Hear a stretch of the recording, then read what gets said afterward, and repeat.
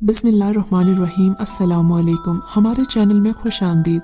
नाजरीन, आज आपके लिए मैं इंतहाई खौफनाक, सनसनीखेज और दिलचस्प कहानी लेकर आई हूँ। लेकिन कहानी शुरू करने से पहले आपसे गुजारिश है कि अगर आप हमारे चैनल पर नए हैं तो हमारे चैनल को जरूर सब्सक्राइब कीजिए ताकि आपको हमारी वीडियोस सबसे पहले मिलें। व्यूअर्स, आज की कहानी एक जालिम जिन की है जो एक मासूम बच्ची के पीछे पड़ गया था और जाते जाते उसे एक ऐसी निशानी देकर गया जो उसे हमेशा उसकी याद दिलाती रहेगी। 15 दिसंबर की तारीख मेरे जहन पर नक्श होकर रह गई है। मेरी तारीख पैदाइश है और ना ही शादी की सालगिरह का दिन। बरसों पहले जब मैं खंडरेला सा लड़का था, इस तारीख को एक अजीब वाक़या रोनमा हुआ और फिर ये तारीख मेरे अजीज़ों के जहन पर भी नक्श होती गई। ये 19 साल पहले की बात है। तब हम लोग गुजरांवाला के एक गांव में रहते थे। मैं अपनी फूफी के घर बैठा हुआ था कि मेरी 10 साला फूफीजाद मारिया बाहर से आई और सहन में बनी छत वाली सीढ़ियों की तरफ देखकर ना सिर्फ ठटकी बल्कि जिन जिन कहकर चीखने भी लगी। वो बुरी तरह खौफजदा थी। उस वक्त फूफी, मैं और मेरे दोनों फूफीजाद सहन में बैठे हुए थे। हम सब ने सीढ़ियों की तरफ देखा, मगर सीढ़ियों पर कोई जिन तो क्या, चिड़िया का बच्चा तक नहीं था। फूफी ने मारिया से पूछा कि कहाँ है जिन? वहाँ तो कुछ भी नहीं है। वो घबराए हुए अंदाज में कहने लगी, वो देखो माँ, ऊपर वाली सीढ़ी पर खड़ा मुझे घूर रहा है। अच्छा, कैसा है वो जिन? मैंने इश्तियाक से मगर मज़ाहिया अंदाज में पूछा। मुझ जैसा खूबसूरत है या फिर शहरियार की तरह बदशक्ल? मैंने अपने कज़न शहरियार का मजाक उड़ाते हुए कहा। काला, स्याह और मोटा है। मारिया उसी तरह सीढ़ियों पर निगाह जमाए बोली, देखो उसके 2 दांत बाहर की तरफ निकले हुए हैं जिनसे खून टपक रहा है। अरे अम्मा, जब खून के कतरे सीढ़ी पर गिरते हैं तो फूल बन जाते हैं। देखो कितने सुर्ख सुर्ख फूल पड़े हैं उसके कदमों में। मारिया बोली, कोई आमिल मेरा कुछ नहीं बिगाड़ सकता। मीरा, तुम पागल तो नहीं हो गई? पुप्पी ने उसे डांटा। वहाँ कुछ भी नहीं है। है माँ, जिन है। वो मुझसे कह रहा है कि मैं तुझे नहीं बख्शूंगा, सख्त सजा दूंगा। ये सुनकर मारिया का बड़ा भाई उठा और सीढ़ियाँ चढ़कर छत के पर्दे से झांकते हुए बोला, अब बताओ कहाँ है वो जिन? वो सीढ़ियों से उतर रहा है, मेरी तरफ आ रहा है। ये कहकर वो फुप्पी से लिपट गई। चंद ही लम्हों बाद वो फुप्पी को छोड़कर बचाओ मुझे बचाओ चिल्लाते हुए इधर उधर दौड़ने लगी। हम सब परेशान हो गए। फुप्पी ने लपककर उसे अपनी बाहों में भर लिया, मगर वो बेहोश हो गई और इस तरह अकड़ गई जैसे पत्थर की बनी हो। घर में रोना पीटना मच गया। फूफी ने मुझे मस्जिद की तरफ दौड़ाया कि पेश इमाम को बुलाऊं। वो आए और उन्होंने कुछ पढ़कर मारिया पर फूंका तो वो होश में आ गई, लेकिन मर्दाना आवाज़ में चीखने लगी कि मुल्ला जी को निकालो वरना मैं इसे नहीं छोड़ूंगा। मुल्ला जी ने कहा, तू कौन है? मारिया ने मर्दाना आवाज़ में जवाब दिया कि मैं नहीं बताऊंगा। यहाँ से चले जाओ वरना तुम्हारा बुरा हशर कर दूंगा। मुल्ला जी भी तैश में आ गए। उन्होंने आगे बढ़कर मारिया के बाल पकड़ लिए और बोले, तू जाता है या नहीं? मुल्ला जी का इतना कहना था कि मारिया उन पर टूट पड़ी। मैं, फूफी और मेरे फूफीजाद इसे पकड़ते रहे, मगर इसमें न जाने इतनी ताकत कहाँ से आ गई थी कि हमारी गिरफ्त से छूटकर मुल्ला जी को मारने लगी। साथ ही ये भी कहती, चला जा वरना तेरी हड्डियाँ तोड़ दूंगा। बिलाखिर मुल्ला जी चल दिए कि ये मेरे बस का जिन नहीं, किसी और आमिल को ले आए। मारिया बोली, कोई और आमिल भी मेरा कुछ नहीं बिगाड़ सकता। जो कोई आएगा मैं उसका खाना खराब कर दूंगा। मुल्ला जी के जाने के बाद मारिया कुछ देर हाँफती रही, फिर बेसुध हो गई, मगर अब पहले की तरह इसके हाथ पांव नहीं मुड़े थे। इन दिनों मेरे फूफा लाहौर एयरपोर्ट पर काम करते थे। फूफो ने मेरे बड़े फूफीजाद शहरियार को फौरन भेज दिया ताकि वो अबू को बुला लाए। शाम तक सारे गांव में यह खबर फैल गई थी कि मारिया से जिन चिमट गया है। लोग तरह तरह के किस्से सुनाने लगे कि फलां औरत को भी जिन चिमट गया था, आखिर वो बेचारी मर गई। फलां लड़की पर भी आसेब का साया था। बड़े बड़े आमिल बुलाए गए, मगर कोई भी उसे आसेब से निजात नहीं दिला सका। आखिर बरी इमाम के एक कलंदर ने उस आसेब को भगाया, वरना वो उस लड़की की जान ले लेता। गर्ज जितने मुंह उतनी बातें। हम सब ये सुनकर टहल गए। रात को मारिया कई बार चीखकर उठ बैठती, اب اس نے نیا انکشاف کیا کہ وہ جن اپنی بیوی اور 2 بچوں کو بھی لے آیا ہے۔ سب کے کان بڑے بڑے اور ناک طوطے کی چونچ جیسی ہے۔ جن اپنی بیوی اور بچوں سے کہہ رہا ہے، یہ ہے وہ لڑکی، سب مل کر مارنا اسے۔ یہ سن کر ہم پہلے سے بھی زیادہ پریشان ہو گئے۔ میری امی اور پھوپھی رات بھر تلاوت کرتی رہیں۔ ماریا وقفے وقفے سے سوتی جاگتی رہی۔ صبح کی آسان کے ساتھ ہی وہ اٹھ بیٹھی اور بولی، ابو جی آ رہے ہیں۔ جن کہتا ہے کہ اگر انہوں نے کسی عامل کو بلایا تو ان کی ٹانگیں توڑ دوں گا۔ دوپہر سے پہلے پھوپھا اور شہریار پہنچ گئے۔ پھوپھا نے ماریا کی حالت دیکھی تو بولے، جن میرے ساتھ جو بھی سلوک کرے میں اپنی بیٹی کو اس حال میں نہیں چھوڑ سکتا۔ یہ کہہ کر وہ الٹے قدموں گاؤں سے روانہ ہو گئے۔ جوں جوں وقت گزر رہا تھا، ماریا کا چہرہ زرد ہوتا جا رہا تھا۔ کبھی وہ چیختی کہ جن اور اس کے بچے اسے مار رہے ہیں، اور کبھی وہ مردانہ آواز میں حکم دیتی کہ سب کمرے سے نکل جاؤ اور پڑھنا بند کر دو۔ مگر جب ہم لوگ کمرے سے نہ نکلتے تو اٹھ کر توڑ پھوڑ شروع کر دیتی، اور پھر اس پر قابو پانا مشکل ہو جاتا۔ آدھی رات کو ماریا سوتے سے اٹھتی اور کہکہے لگانا شروع کر دیتی، پھر مردانہ آواز میں بولتی، وہ آ رہا ہے، اپنے ساتھ جسے لا رہا ہے وہ میرا کچھ نہیں بگاڑ سکتا، میں اسے ایسا سبق دوں گا کہ زندگی بھر یاد رکھے گا۔ صبح پھوپھا اپنے ساتھ ایک عامل کو بھی لے آئے۔ یہ عامل بھی ماریا کے بتائے ہوئے حلیے کے مطابق کسی جن سے کم نہیں تھا۔ سیاہ فام، گلے میں بڑے بڑے بڑے منکوں کی مالا، بغل میں جھولی اور کشکول، اور دائیں ہاتھ میں موٹا سا ڈنڈا۔ کمرے میں داخل ہوتے ہی اس نے نعرہ لگایا، کہاں ہے وہ لڑکی جس پر جن سوار ہے؟ پھوپھا نے ماریا کی طرف اشارہ کیا، جو عامل کی طرف دیکھتے ہی مسکرا رہی تھی۔ عامل نے پھوپھا سے کہا، تم کہتے تھے کہ لڑکی کی حالت خراب ہے، دیکھو میرے پاس آتے ہی کیسے ٹھیک ہو گئی۔ ہاں، پھوپھا مرغوب ہوتے ہوئے بولے، یہ تو بھلی چنگی ہے، مگر ابھی میں اسے کچھ دم کیے ہوئے کچے سوت کی ڈوری دیتا ہوں، اسے لڑکی کے بازو پر باندھو۔ یہ ڈوری اس جن تو کیا، اس کے بڑے بڑوں کے لیے بھی زنجیر ثابت ہوگی۔ یہ لو ڈوری۔ اس نے ڈوری پھوپھا کی طرف بڑھائی۔ ٹھہرو۔ اسی وقت ماریا نے مردانہ آواز میں کہا، اتنا بہادر ہے تو خود کیوں نہیں باندھتا ڈوری؟ ہاں ہاں میں باندھتا ہوں، عامل نے کہا۔ کیا تو ڈرتا ہے مجھ سے؟ تو قریب آ۔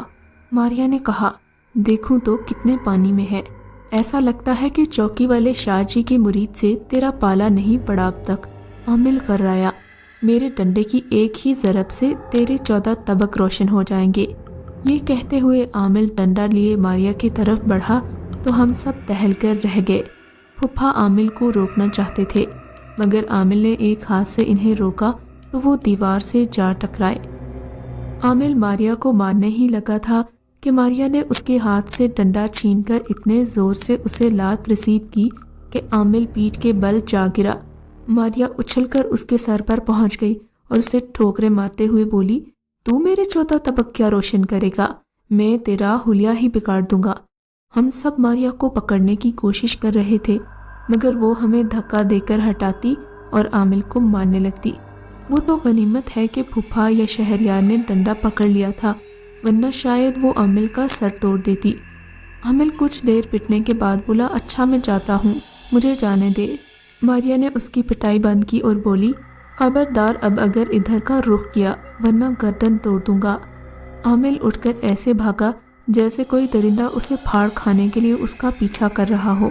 ہم سب نے ماریا کو پکڑ کر چارپائی پر بٹھا دیا تو پھوپھا عاجزی سے بولے، تم جو کوئی بھی ہو اتنا تو بتا دو کہ میری بچی کو کس قصور کی سزا دے رہے ہو؟ قصور پوچھتے ہو اس کا؟ اس نے میرے معصوم بچے کو رون ڈالا، جب تک وہ زندہ ہے میں اسے بھی اسی طرح سزا دیتا رہوں گا، اور اگر وہ مر گیا تو میں اسے بھی مار ڈالوں گا۔ تمہارا بچہ اسے نظر نہیں آیا ہوگا، اس میں میری بیٹی کا کیا قصور؟ میں کچھ نہیں جانتا، میرا بچہ تڑپے گا تو میں اسے بھی تڑپاؤں گا، وہ مرا تو یہ بھی زندہ نہیں رہے گی، یہ میرا اٹل فیصلہ ہے، اس لیے اب کسی عامل وغیرہ کو نہ لانا۔ یہ بتا کر ماریا ہانپتے ہوئے بے ہوش ہو گئی۔ اس انکشاف کے بعد کچھ لوگوں نے مشورہ دیا کہ ماریا کا معاملہ اللہ پر چھوڑ دیا جائے، مگر جب جن اس کی بیوی اور بچے ماریا کو مارتے تو اسے تڑپتا دیکھ کر ہم سب بھی تڑپ اٹھتے۔ وقت گزرتا گیا، اس دوران بھی ابو اور پھوپھا کئی عاملوں کو لائے۔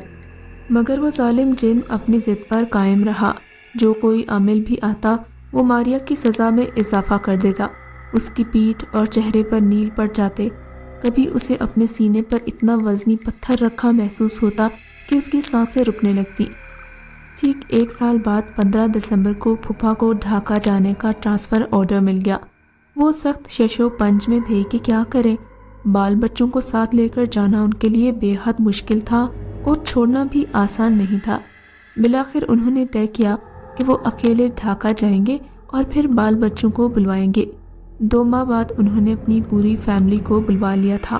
انہوں نے سب سے پہلا کام یہ کیا کہ سارے خاندان کو سہلٹ کے مزار پر لے گئے، جہاں رو رو کر انہوں نے دعا مانگی کہ یہ پردیس ہے اور وہ ان کی پناہ میں رہنا چاہتے ہیں۔ اللہ کے رسول کے واسطے انہیں پناہ دی جائے اور ماریا کو اس جن کے شر سے محفوظ رکھا جائے۔ اللہ تعالیٰ اپنے نیک بندوں کی لاج رکھتا ہے۔ سو ان کی دعا قبول ہوئی اور اس جن اور اس کی بیوی بچوں نے ماریا کو نہیں ستایا۔ ان دنوں نفرت کی وہ فصل پک کر تیار ہو چکی تھی جو پاکستان کے دشمنوں نے بوئی تھی۔ پورے مشرقی پاکستان میں ایک سرے سے دوسرے سرے تک شدید نفرت کی آندھیاں چل رہی تھیں۔ بھائی اپنے ہی بھائیوں کے خون کے پیاسے ہو چکے تھے۔ چنانچہ دشمن کی سازش رنگ لائی اور پاکستان کا ایک بازو کٹ گیا۔ مغربی پاکستان کے سبھی لوگ جن کو اسیر بنا کر بھارت کے مختلف کیمپوں میں بھیج دیا گیا، ان میں میرے پھوپھا کا خاندان بھی شامل تھا۔ خدا کا شکر ہے کہ جنگی اسیروں کے بھارتی کیمپ میں بھی ماریا اس جن کے شر سے محفوظ رہی۔ یہ بھی غالباً اسی دعا کا نتیجہ تھا جو اس مزار پر مانگی گئی تھی۔ بھارت بھی پھوپھا اور ان کے خاندان کے لیے ایک پردیس ہی تھا۔ جب جنگی اسیر قید و بند کے عذاب سے نکل کر پاکستان پہنچے تو پھوپھا اور ان کے گھر والے بھی وطن واپس آ گئے۔ اب ماریا جوان ہو چکی تھی۔ وہ اور اس کے گھر والے ہی کیا، ہم سب بھی یہی سمجھ رہے تھے کہ اسے جن کے ظلم و ستم سے ہمیشہ کے لیے نجات مل چکی ہے۔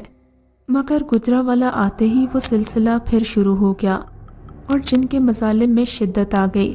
ماریا چیختی چلاتی اور فریاد کرتی۔ وہ یوں چیختی جیسے اوکھلی میں پان کوٹا جا رہا ہے۔ اس کے ہاتھوں پیروں کی انگلیاں پتھر کی طرح سخت اور ٹیڑھی میڑھی ہو جاتی، جسم پر نیل پڑ جاتے، کبھی ناک اور کبھی منہ سے خون رسنے لگتا۔ ہم سے اس کی یہ حالت نہیں دیکھی جاتی تھی۔ وہ روز بروز کمزور اور زرد پڑتی جا رہی تھی۔ یوں لگتا تھا کہ اس کا خون قطرہ قطرہ کر کے نچوڑا جا رہا ہو۔ پھوپھا کسی عامل کو بلاتے یا کوئی تعویذ لاتے تو جن مزید چراغ پا ہو جاتا۔ ماریا کی حالت مزید خراب ہو جاتی۔ چنانچہ ہم نے تعویذ اور عامل لانے کا سلسلہ بند کر دیا۔ لیکن یہ صورتحال ایسی ہی تھی جیسے وہ موت کی طرف قدم بڑھا رہی ہو۔ آخر ایک روز پھوپھا نے یہ اعلان کیا کہ ایک عامل کی بڑی تعریف سنی ہے، اسے لے کر آتا ہوں۔ اگر وہ بھی ماریا کو اس جن سے نجات نہیں دلا سکا تو ہم یہ گاؤں چھوڑ دیں گے۔ پھوپھا نہ جانے کس عامل کو لینے گئے تھے کہ ماریا بیٹھے بیٹھے عالم جلال میں آ گئی اور مردانہ آواز میں بولی، میں انہیں یہاں تک نہیں آنے دوں گا، راستے میں ہی ان کا ایکسیڈنٹ ہو جائے گا۔ اور ایسا ہی ہوا۔ راستے میں پھوپھا کی گاڑی کا ایکسیڈنٹ ہو گیا اور ان کی ٹانگ ٹوٹ گئی۔ عامل صاحب کو معمولی چوٹیں آئیں۔ انہوں نے پھوپھا سے کہا کہ مصلحت خداوندی یہی تھی، تم اپنے گھر والوں کو لاہور بلا لینا۔ ایکسیڈنٹ کے بعد پھوپھا کو سیدھا لاہور لے جایا گیا۔ ایکسیڈنٹ کی اطلاع ملتے ہی قدسیہ نے بتا دیا کہ عامل کو لانے والا لاہور کے ہسپتال میں پہنچ گیا۔ یہ بات سن کر ہم سب پریشان ہو گئے۔ شام کو اس بات کی تصدیق ہو گئی تو دوسرے دن میں بھی پھوپھی کے گھر والوں کے ساتھ لاہور روانہ ہو گیا۔ میں نے پھوپھی سے کہا کہ پہلے ہم داتا دربار حاضری دیں گے اور پھر دعا مانگ کر ہسپتال جائیں گے۔ یہ سن کر ماریا بے چین ہو گئی، بولی کہ میں وہاں نہیں جاؤں گا۔ پھوپھی نے کہا کہ تم داتا کی نگرانی میں ہو، ماریا کو ان کے دربار میں حاضری کی اجازت نہ دی تو اپنا حشر سوچ لو۔ ماریا نے کچھ نہ کہا، وہ بے بسی سے ہم سب کو دیکھتی رہی۔ ہم سب داتا دربار پہنچے تو ہم نے رو رو کر دعا مانگی۔ میں نے ماریا کی طرف دیکھا، وہ تھر تھر کانپ رہی تھی۔ داتا صاحب کے مزار اقدس سے باہر نکلے تو ماریا نے حسب معمول مردانہ آواز میں کہا، میں جا تو رہا ہوں مگر جاتے جاتے ایک نشانی ضرور دے جاؤں گا۔ یہ جب بھی اپنا ہاتھ دیکھے گی یا کسی کو دکھائے گی تو اس کی ایک انگلی اسے اور سب کو میری یاد دلاتی رہے گی۔ یہ کہہ کر ماریا نے آنکھیں موند لی اور بڑے اطمینان سے گاڑی میں سو گئی۔ جب ہسپتال پہنچ کر ہم گاڑی سے اترنے لگے تو ماریا کو جگا دیا گیا۔ پھوپھی نے اس سے کہا، ذرا اپنا ہاتھ تو دکھاؤ ماریا۔ ماریا نے اپنے ہاتھ پھوپھی کے سامنے کر دیے۔ اس کے دائیں ہاتھ کی انگلی میں ایک خم نمایاں دکھائی دے رہا تھا۔ پھوپھا شفا یاب ہو کر گھر آ گئے اور پھر 2 سال بعد ماریا کی شادی ہو گئی۔ اب وہ ایک بچے کی ماں بن چکی ہے۔ اس دن نے پھر کبھی ماریا کو ظلم کا نشانہ نہیں بنایا، البتہ اس کی دائیں ہاتھ کی انگلی اب تک ٹیڑھی ہے۔ اللہ ایسے شریر جنوں سے سب کے بچوں کو محفوظ رکھے۔ اگر آپ نے بھی کبھی کوئی ایسا بچہ دیکھا ہے جس کو جن چمٹ گئے ہوں تو ہمیں کامنٹ سیکشن میں ضرور بتائیے گا۔